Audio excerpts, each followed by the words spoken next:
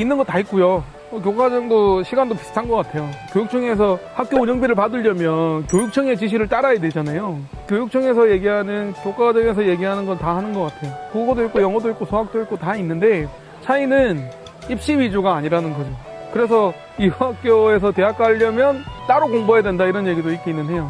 수업은 하지만 그 수업이 점수를 따기 위한 수업은 아닌 것 같고요. 두 번째는 그러니까 일반 통상적인 학교에서 하지 않는 그런 교육 커리큘럼이 많은 것 같아요. 예를 들면 뭐 같은 사회 탐구인데 뭐 자본주의, 자본론 이런 책을 읽고 있더라고요. 학부모 모임에서 선생님이 한 분 나오셨는데 학교에서는 우리가 교과서를 선택할 수 있고 그 교과서를 처음부터 끝까지 다 안 나가도 된대요. 통상적인 학교에서도 교사의 자체 판단으로 인해서 자체적으로 하면 되는데 대부분의 교사들은 그렇게 안 하신대요. 책임을 져야 되니까. 만약 예를 들면 1부터 100까지가 있는데 교육과정을 한 50 정도만 나가도 상관은 없대요. 근데 나머지 수업을 안 한 거에 대해서 학부모들이 항의를 하거나 문제 제기를 하면 교사가 책임을 져야 되니까 이제 그런 문제 때문에 1부터 100까지 다 하신다는 거죠. 근데 이 학교는 그렇지는 않는 것 같아요. 이 학교는 교사가 수업 재량권이 있어가지고 교사가 준비를 하고 진행을 하는 거에 대해서 자율성을 주는 것 같고 대신에 피드백은 계속 하는 것 같더라고요. 자체적으로도 평가를 하고 심지어 학생이 교사를 평가하더라고요. 쌤들끼리도 평가를 하시는 것 같고 그런 걸 통해서 피드백을 받고 매년 교육과정을 계속 업그레이드 시키고 있는 것 같은, 교과과정은 같지만 운영은 다르다 이렇게 정리할 수 있겠어요.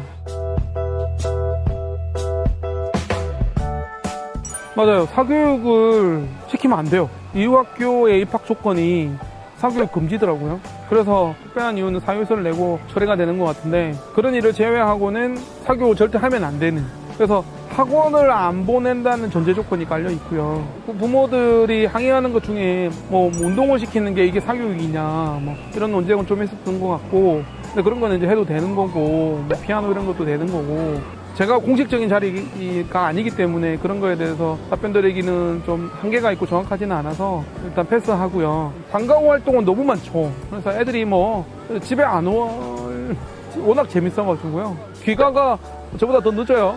저도 병원 일을 하고 있어서 꽤 늦게 집에 오는 경우도 종종 있는데 야간 진료도 있고 하면 우리 뭐 딸내미는 뭐 8시 넘어서 오고 활동이 너무 많고 너무 재밌대요. 그리고 회의 같은 것도 되게 많고요. 저희 딸은 고등학교 2학년이 무슨 모임에 또 부장을 맡아가지고 열심히 하는 것 같고, 요즘에 둘째는 학교에서 축제한다고 연극 준비하는 것 같고 뭐 축구 모임이나 농구 모임 이런 것도 좀 하고 오는 것 같고, 둘째는 지난번에 또 합창 연습한다고 수요일마다 또 늦게, 그래서 많이 늦으면 아빠한테 연락하거든요.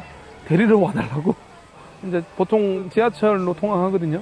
버스 갈아타서 학교를 다니는데 가끔씩 늦을 때는, 늦었는데 힘들 때는 아빠한테 SOS를 보내면 제가 데리러 가는 경우가 종종 있습니다. 어떤 학부모님은 매일 데리러 오시는 분도 계시던데 저희는 자율성을 존중하기 때문에 웬만하면 안 갑니다.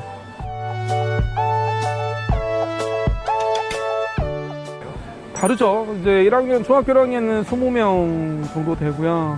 20명이 3개 학급인가요? 아마 그럴 거예요.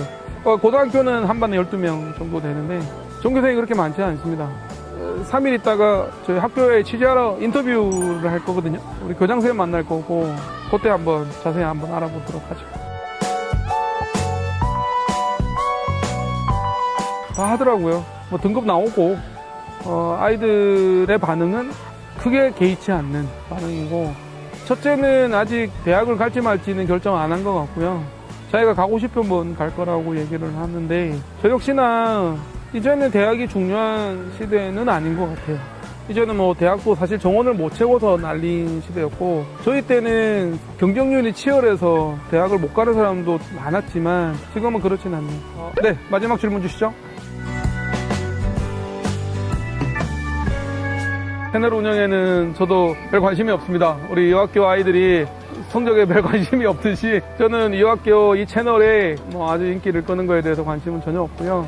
이 학교를 좀 궁금해하시는 단 한 분에게라도 저의 경험을 공유한다는 거는 의미 있다고 봐요. 제가 사부에서 어떤 걸 배우기 위해서 책을 항상 많이 읽는다고 그랬잖아요. 테니스를 배우기 전에 책을 10권을 읽고 시작을 한다고 말씀드렸고, 저는 최대한 정보를 좀 많이 얻고 시작을 하는데 이 학교에 관한 정보가 사실은 굉장히 제한적이에요. 그리고 서적 중에서도 절판된 서적도 많고 그래서 유튜브를 하는 학생도 있어요. 이 학생 중에. 기회가 되면 그 친구하고도 한번 얘기해보고 싶은데, 뭐 하나의 이유학교를 알 수 있는 창구 역할만 해도 저는 충분히 채널에 의미는 있다고 봅니다.